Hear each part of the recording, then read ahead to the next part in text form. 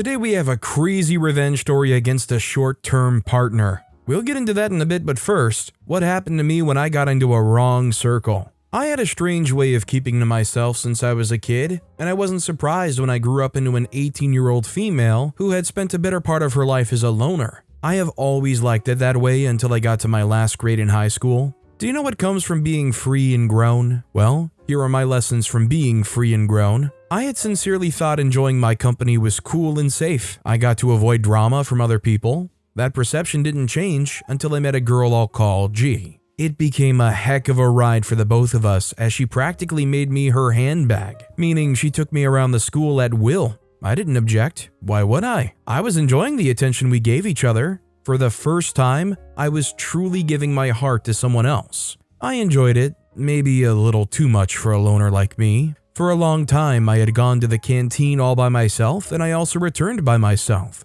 I said hello to my classmates and random students around the school, but that was the only thing I had. So when I said I enjoyed how I could go with G to the canteen and join in conversations around the school, I didn't spill a lie. There were days I paused to reflect on how I evolved into such a young lady who loved to start a random conversation or continue a discussion because I should. I was living in a free world and G was my compass to that world. But there was a problem. G had other best friends who weren't me. Time and again we all hung out together, and such times were good. But deep down, I didn't want to be caught in such a crowd. But G was making me go against my rules, or was it me who enjoyed the different personalities I got to meet? With time, I got used to the other friends I'd made through G, and I thought I'd built a haven with my girls. I thought so because we all became inseparable until I realized that I was the only loyal one in the circle. They liked to refer to me as the smartest one in the circle, but I didn't quite appreciate the title because they came with responsibilities I wasn't ready to shoulder.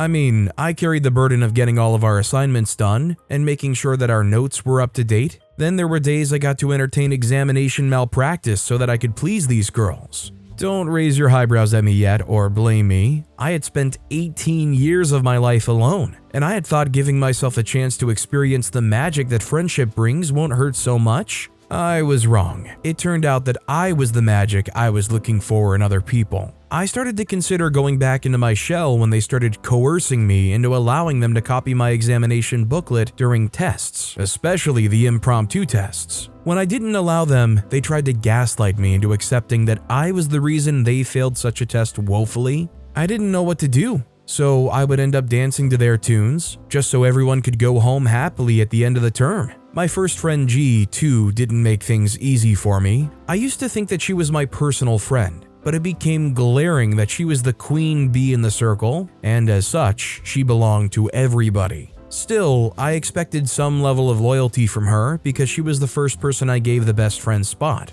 Unfortunately, it turned out that I was just another addition to her circle of friends when she started to ignite hatred from the girls towards me. It started with a subtle plea to have me finish up an exam for her right in the exam hall. She had prepped me before the exam started. What she wanted was for me to finish my exam very fast, after which she would carefully pass her script to me while I gave her mine. Her reason was she dreaded the subject and she didn't like the teacher. She had it all figured out, much to my displeasure. You know, she was bad in the game because it was not her first time. But I wasn't bad like that in that game, or any game at all. I remember I didn't buy into the idea. I knew we would get caught, and it was obvious that we had. CCTV cameras staring deeply into our core, even our souls. So why would she want us to risk such an act? Besides, I'd been warned by the management on different occasions to desist from the funny acts I'd been putting up with my girls, as the vice principal referred to the circle. I had told G about the warning, so I was so surprised that she would bring up such a suggestion despite knowing what was at stake. Well, I told her I wouldn't risk not graduating, so she should count me out. But knowing G, she felt she could cajole me right in the exam hall, but I gave her a shocker. What I did was storm out of the exam hall as soon as I finished, even though I knew I would have preferred to stay back and go over my work for a long time, like I always did anytime I finished early. After the exams, I went ahead and apologized to G, even though it wasn't my fault that she didn't prepare as expected. I wasn't shocked when G walked away from me and the rest of the circle followed. I was left standing under a flowery tree like a fool. Weeks later, I wasn't surprised when I saw that I'd been alienated from the circle. and I was so grateful that I would finally take a breather. But I couldn't take a breather as I began to notice signs of subtle hostility and side whispers whenever I passed by them or other students around the school. It wasn't long before I found out that G had been inciting hatred against me. I went from being a sweetheart to being a villain fast. It was so obvious that a lot of people couldn't hide the unpleasant look on their faces towards me, and I felt weird about the situation. You know that weird feeling that comes with feeling and living alone just because some girl dished out false information about you? Those days brought keen memories of my loner days when I didn't have to worry about determining someone else's grades at school.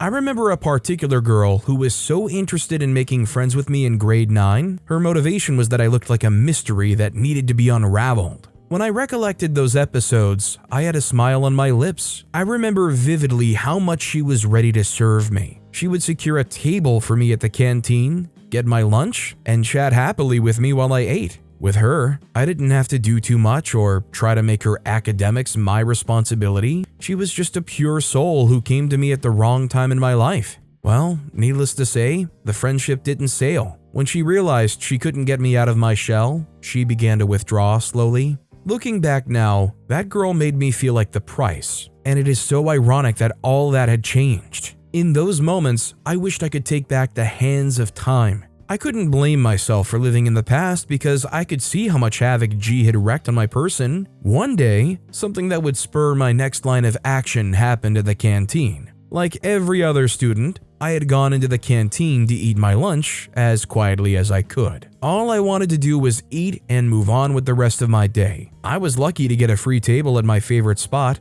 but I didn't know when a student stood right in front of me. This boy was known for uncouth behavior and unkind words, and I'd tried my reasonable best to stay away from him, but there he was with his broad chest heaving heavily and demanding that I vacate the table for him. First, I was startled because no one had ever made such a demand to me in the school, and I was also surprised at his audacity. I asked him why he thought I would do that. He told me he was sick and he needed to stay away from the air conditioning, hence his decision to use that spot. I told him he could take other spots or he could share with me, but he wouldn't consider any of my suggestions. In a twinkling of an eye, before I could prepare to evade him, I saw him plunge at me like an angry lion. Thanks to other students who stopped him just in time, I didn't know what would have transpired. As he was dragged away, I could hear the nasty things he said to me. He called me a traitor, a selfish person, and someone who deserved no friends. I tried to hold back my tears because I was so confused about the whole scenario. I felt beaten and defeated, and worst of it all, alone. A random boy whom I had no relationship with had been used to cause me public ridicule.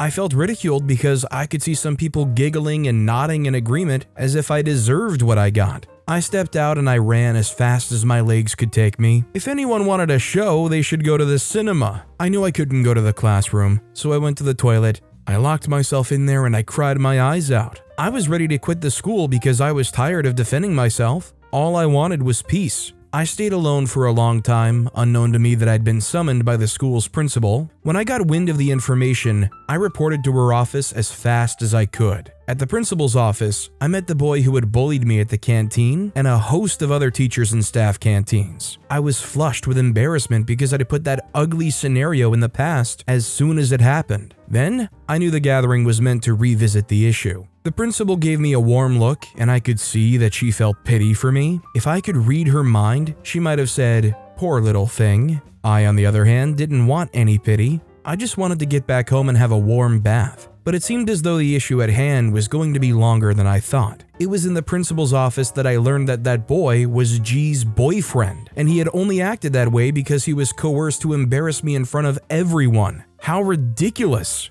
At that point, the principal wanted to know what transpired between G and I. I smiled shyly. I knew I could have saved my friend, but I chose not to. I chose to pay her back in her coins as I narrated everything she and her friends had done to me. To my surprise, the punishment was decided quickly. Both G and her beloved boyfriend were asked to repeat the school year. But first, the school's management said they had to go home to their parents to cool off. Now, I'm not sure where in the world this took place, but I would be shocked if there's like any kind of punishment that a place would take where they say, okay, you've bullied another kid too much. As a punishment, you're just gonna have to redo the whole school year. I mean, that's a pretty hefty punishment. I mean, you're basically sentencing these kids to giving up another year of their life. Also, hi, I'm Steven, and if you guys enjoy crazy stories of revenge, why not hit those like and subscribe buttons down below? That said, our next story is, I exposed my sister's cheating boyfriend. My twin sister, 22-year-old female, and I, 22-year-old male, went to the same community college.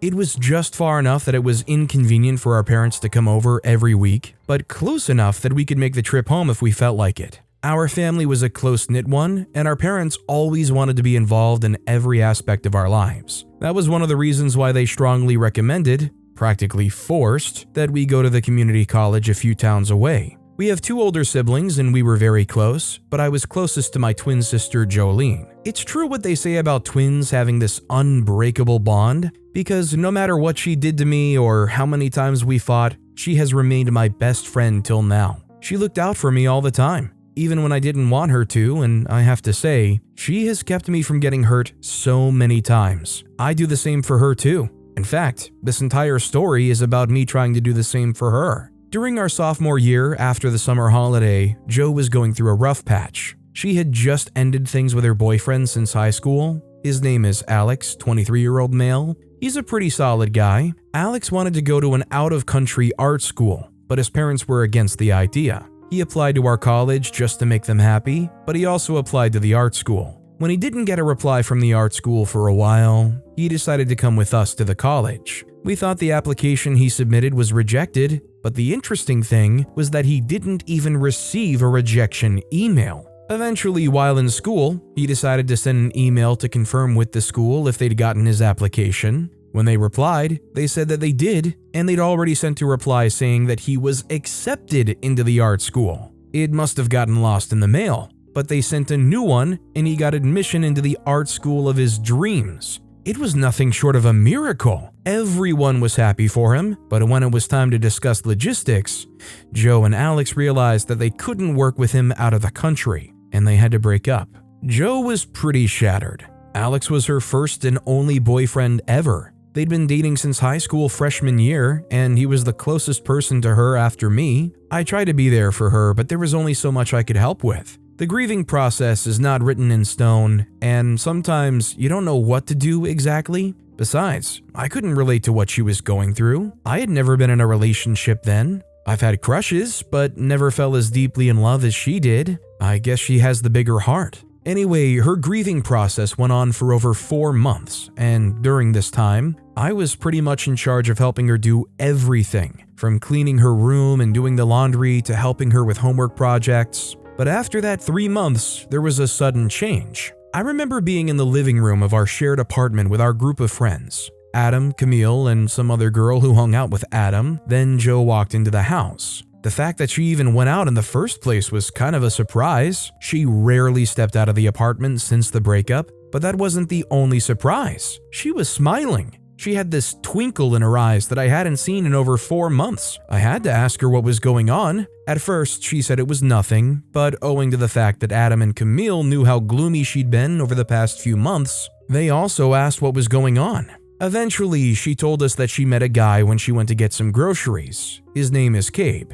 He was one of the customers and they talked. He was really cute and charming. He asked for her number, and he was taking her out the next Friday. Naturally, I wanted to know who the guy was, and besides, I thought it was a bit early to jump into something else after just leaving a relationship of almost 4 years. But Jo said it wasn't really serious, he was just friendly and she wanted to get to know him. Even though I had my reservations about her going out with someone else so soon, I was happy she was finally smiling again. Friday came and she went out with the mystery guy. When she got back, she had a lot to say about how charming and gentle he was with her. Eventually, she said they were going out again the next Friday, the second date in 2 weeks. They were moving fast, but she was happy. I wasn't looking to be the voice of reason and take that away from her. The next few weeks went on like that, with Jo being on the phone every day and then going out during the weekend on dates. After 2 months of this, they finally became official. That was when I told her that I wanted to meet him. We all invited our friends over to hang out in our place, and she also invited Cabe, so we could all meet him at once.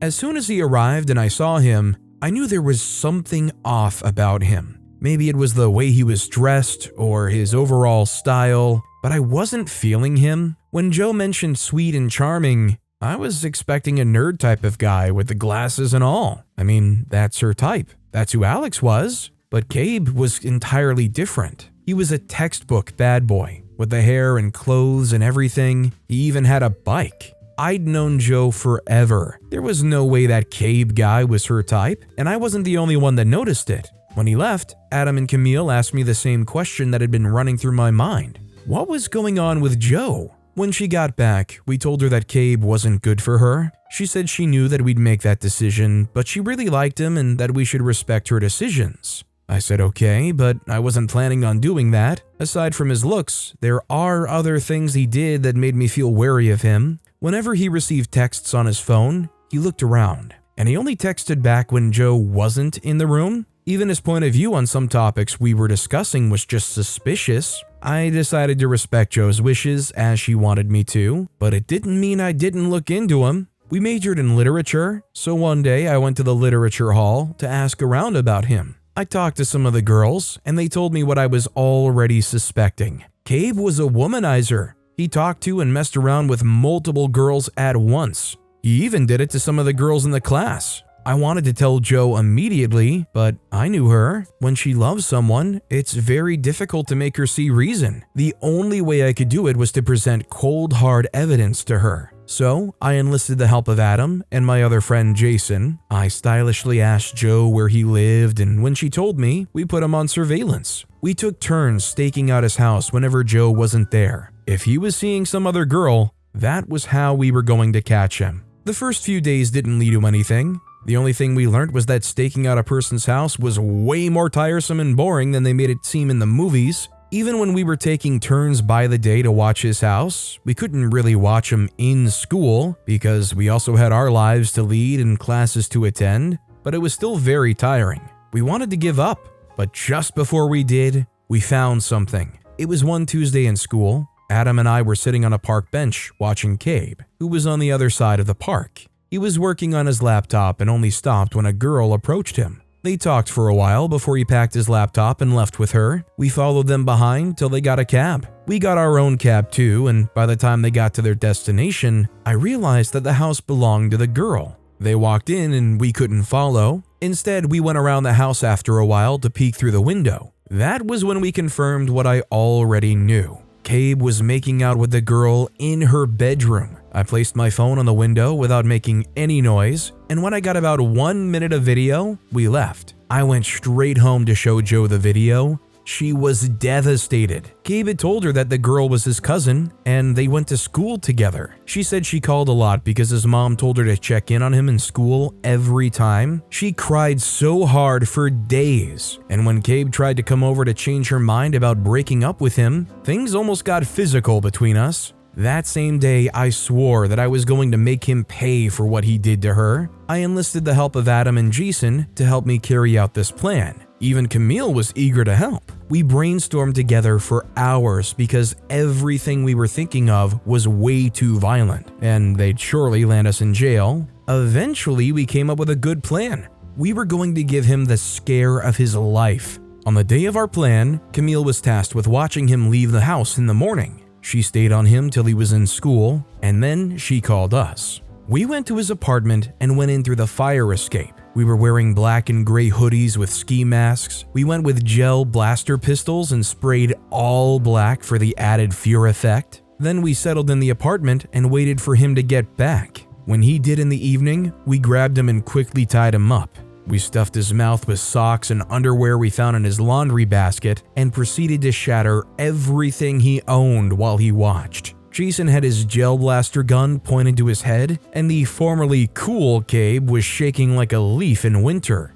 He even peed his pants once or twice. When we had properly destroyed his apartment, we took the key to his motorcycle and drove it to the middle of nowhere, then burnt it. That was the last step. The next few days, Gabe didn't come to school. I hung around his classes to check. Then I asked one of his classmates who was kind of close with him. I was told that he was hospitalized and he dropped out of school afterward. This was years ago, and we haven't heard from him since. So, can we all agree that this story very quickly went from, wow, OP's such a good sibling watching over them, to immediately some crazy psycho stuff that's not just OP but their whole friend group? I'm just surprised that they managed to make friends that would be down to do that kind of stuff. I guess for their sakes, I hope they wore gloves. Sounds like they got away with it. Our next story is how I dealt with my girlfriend of a few months. Falling in love is ever so easy. The hardest part is what is yet to come. For most people, which is part of breakups, a vast majority of people who tend to get into relationships are never prepared for the worst, which in most cases is the total fallout of both parties due to a fault of one or the other. And in most cases, this is always the case.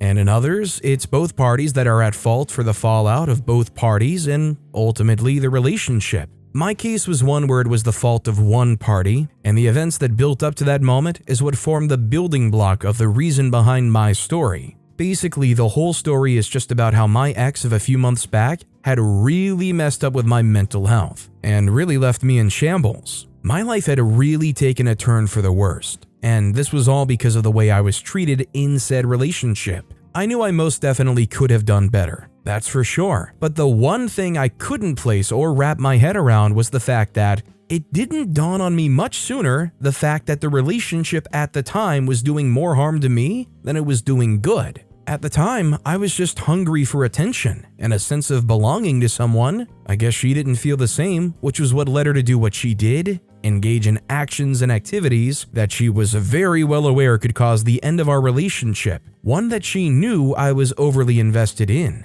My girlfriend, 18, and I, 21, were relatively new to the dating and relationship space, as we both had never imagined ourselves ever being in a committed and serious relationship, such as the one we both had found ourselves in. And this majorly attributed to the fact that we both had strong reason to believe that people weren't worth the effort we put in. We both had come to the case conclusion due to the fact that our experiences with people weren't of the best nature. But this didn't stop either one of us from giving it a shot, as right from the get-go, we both felt something right from the very first day we met each other. The story behind how we met would forever remain as funny as ever, but what I would say cracks me up every single time is how we agreed right then and there, on the spot where we had met, that we both should get into a relationship, as I felt our vibes matched, and it seemed like she really understood me. Someone I had just met, we were relatively strangers at that point. The only thing I knew about her was the fact that she was a girl, a few years younger than I was, and her name also.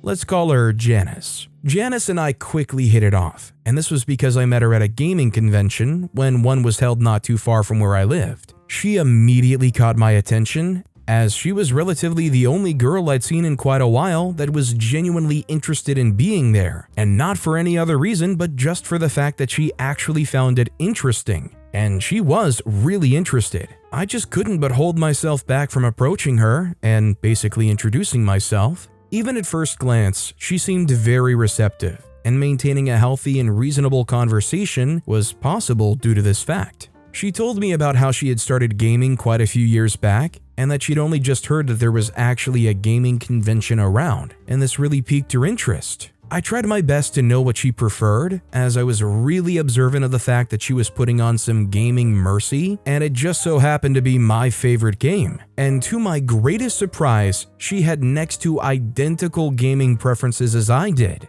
It was right then and there that I abruptly said for her to be mine, and she immediately said yes. I was taken aback first off. This was due to the fact that I never expected her to agree to something like that, or even outrightly accept my offer. I thought at the time that she was just saying what she thought I wanted to hear, and I even dared to say it again. But she was actually serious as she grabbed my phone right from my hands as she put in her digits. This was a first for me, and I didn't even know what to say right after, or even how to react. And at the time, it didn't seem like she did either, as she immediately turned away as she covered her face, feeling shy and all. This was our very first encounter, and even right after the convention, I still went back home thinking about the encounter I just had at the convention, and I was supposed to go to this very convention with my best friend, but he had a family trip to go on that same weekend, and he couldn't just cancel on his family, even though I know for a fact that he very much wanted to go, as we'd both gotten our tickets 2 months before the day of the convention itself. So right after I got back, I immediately called him just to get him up to speed on what had happened at the convention, who I'd met and all. After giving him the entire gist of the whole matter, he was extremely baffled at the fact that something like that had happened, as he'd always been telling me that he'd always wanted to meet a girl who was genuinely interested in the same things as he was, or in this case, as we were.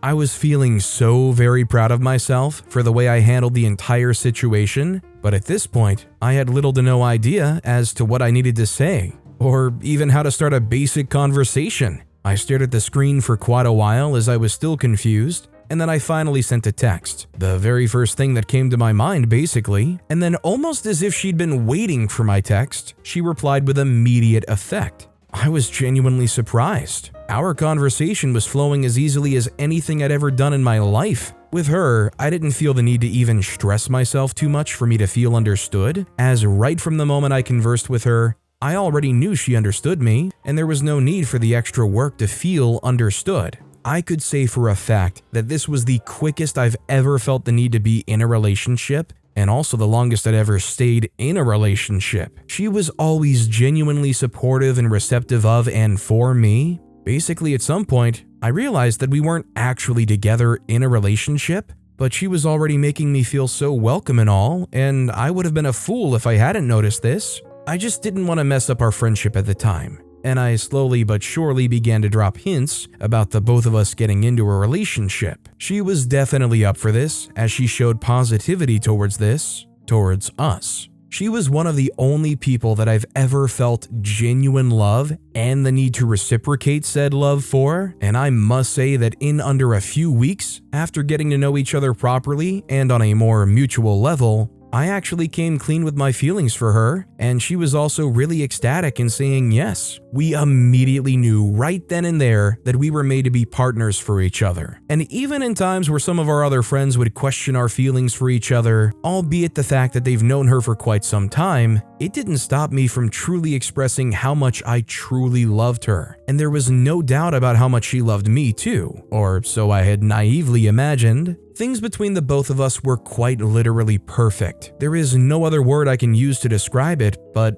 ultimately, nothing is ever truly perfect, as there must always be flaws, and where there are no flaws to be found, that means they are so well hidden, so much so that it has become all the more impossible for you to discover them. It just goes to show you how much secrecy your partner wants, and how little said partner cares for the relationship. I was always of the ideology that we were definitely going to get into a quarrel, but we never did. I was always feeling a bit insecure about our relationship after we were about a whole month and a half in, and this was majorly due to the fact that she was one of the most heavenly looking ladies I've ever come across. And I know for a fact that other men would have definitely been captivated by her beauty, just as I was. But at the time I couldn't find anything, and is as a hit thankful because she didn't realize that I was skeptical about our entire relationship. But there was one very day where I would say that she slipped up a bit, and this was where everything finally came into the limelight.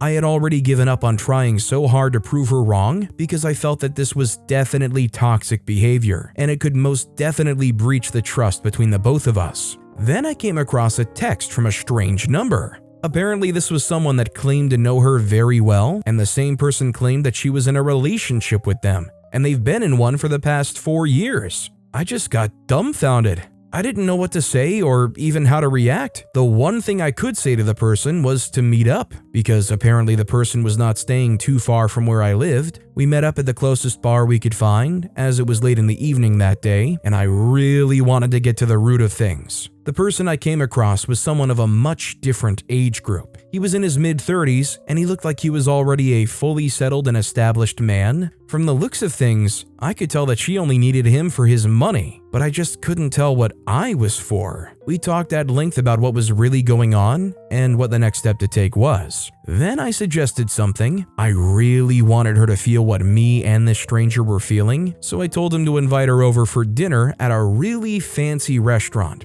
Basically, let her order as much as she wanted and then stand her up. And then I would also walk into the same restaurant, and instead of helping her out, I would just then and there walk out on her, while she was left to do whatever it was the restaurant saw fit. It seemed like quite the elaborate plan, but it all went according to plan as if it were a play. After the whole incident, she never called the other guy again, as she was locked in the restaurant to work for her meal for a whole day. And when she was finally let out, she came on over to my place to basically pour out how she felt. But I turned her down at the door, and that made her all the more angrier than she was prior to coming to my place. And this gave me serious joy. But in the long run, I was truly heartbroken, and I really found it hard to ever trust anyone, or as the case may be, a woman. Well, it's certainly sad to hear that OP used this experience as a reason to say, I don't know if I can ever trust a woman again, but I can imagine after having an experience like that,